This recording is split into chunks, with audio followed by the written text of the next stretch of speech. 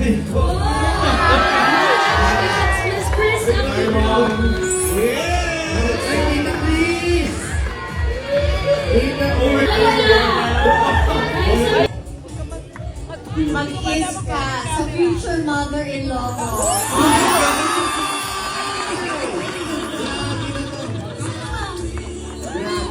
Boto! Grabe naman, in-announce na. Ibig sabihin pa nila I love you. Ano na? Ang laki ng ginanda mo. Wow!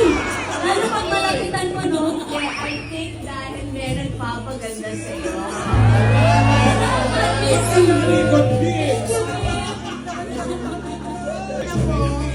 Ako ang wardrobe niya. So nung nakita ko, ay, may letter R. Pinili ko pa ba? Pero ako, alam ko tinalina ni Baby yan eh.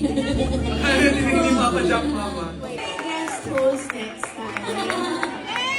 Ano number cards? Guess who's na si Mama next time? Balik lang kayo sa trabaho, no? Love you, Mama.